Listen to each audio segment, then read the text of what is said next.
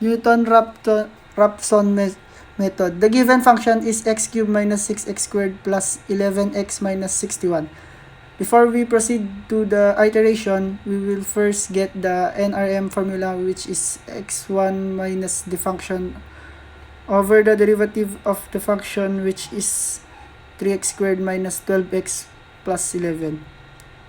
Then to get the value of the function of x, we will substitute the x initial to the given function. So 3.5 raised to 3 minus 6 times 3.5 raised to 2 plus 11 times 3.5 minus 61. Then to get the next x initial value, we will use the NRM formula, which is equal to 3.5 minus the given function over 3 times 3.5 squared minus 12 times 3.5 plus 11. Then just drag it down. Just fill up this up until we see two numbers that are equal to each other. At the 10th iteration, we will terminate it since the 9th and the 10th iteration is equal to each other. And now we will highlight the x values to make a chart. We will use high scatter with straight line and markers. And after that, select data and click edit, change the name to xi, and the series of x values will be the x initial. For the y series will be the value of the function of x. For getting the x and y values,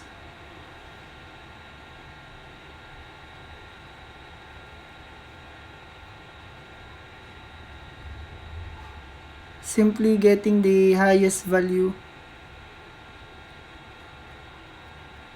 and forming an interval of 0.1. So 12.7, 12.6 until 3.5. 3.5. To get the y values, we will just substitute the x values to the given function is equal to 12.7 cube minus 6 times 12.7 squared times 11 times minus 61. Just drag it down.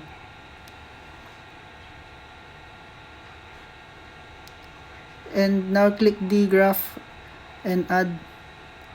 Series name will be the function, which is the function of x is equal to x raised to 3 minus 6x squared plus 11x minus 61. The series of x will be this until this 3.5. And for the y values will be the value of this, and click OK, and there you have it.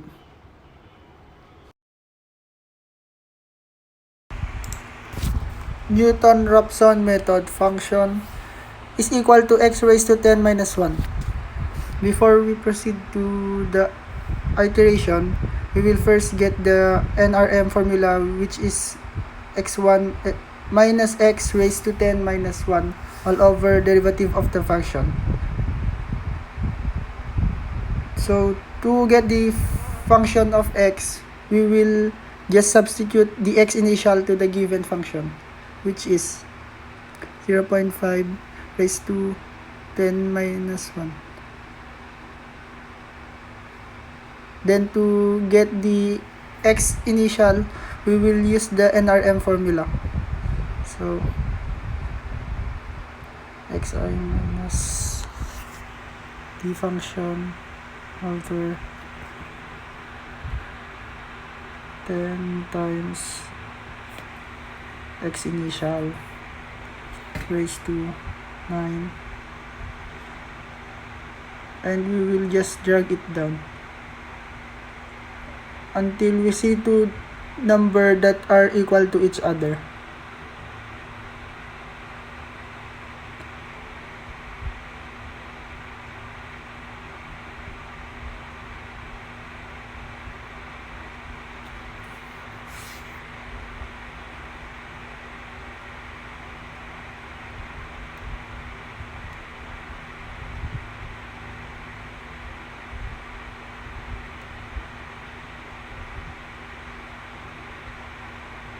Now we can terminate it after the 44th alteration. And now we will highlight the x value to make a chart.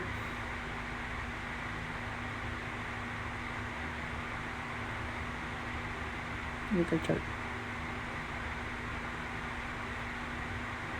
We will use a scatter with the straight line and marker.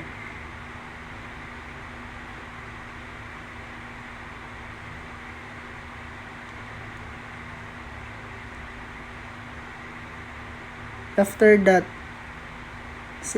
select data and click edit. Change the name to xi, and this series x values will be the x initials. For the getting the y series will be the value of the function. For getting the trend of the given graph, we will start from the highest, which is 50.65 to the lowest. We will use an interval of 0.5, 50.5 until 0.5.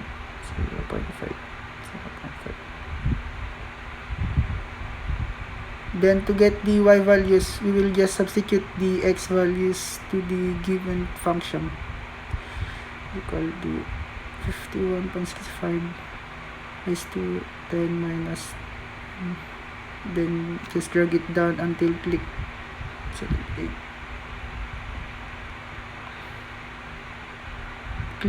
data to the graph. Change the series name to the function of x raised to 10 minus 1. For this, x series will be this, and for the y is this.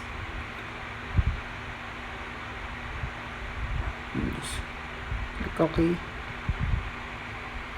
and this will be the answer for the given.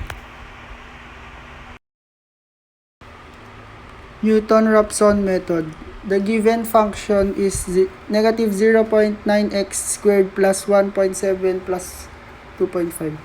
Before we proceed to the iteration, we will first get the NRM formula, which is x1 minus the given function over the derivative, which is negative 1.x plus 1.7.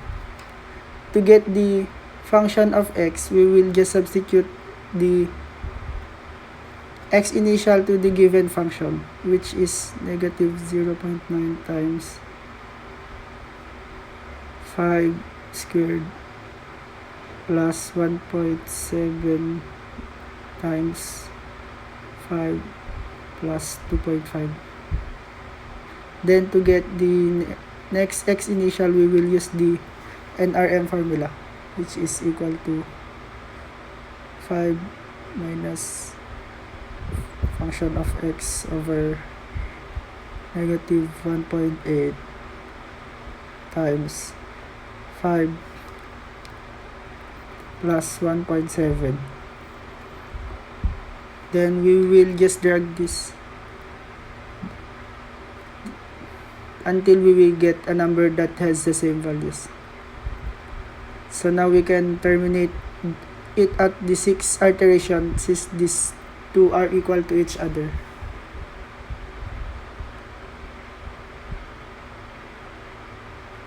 Next is to highlight the x values to make a graph. And we will use a scatter with a straight line and marker.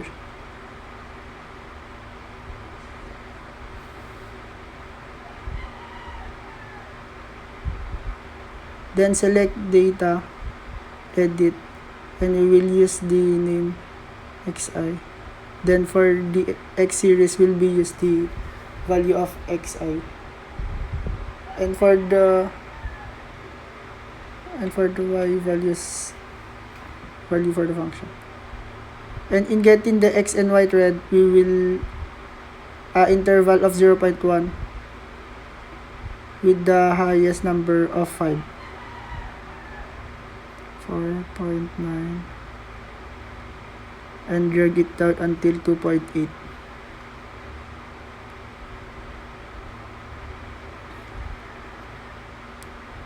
2.8601. Then to get the y values, we will just substitute the given x values to the function. Is equal to negative 0.9 times 5 squared plus 1.7 times 5 plus 2.5. Then just drag it down until the last.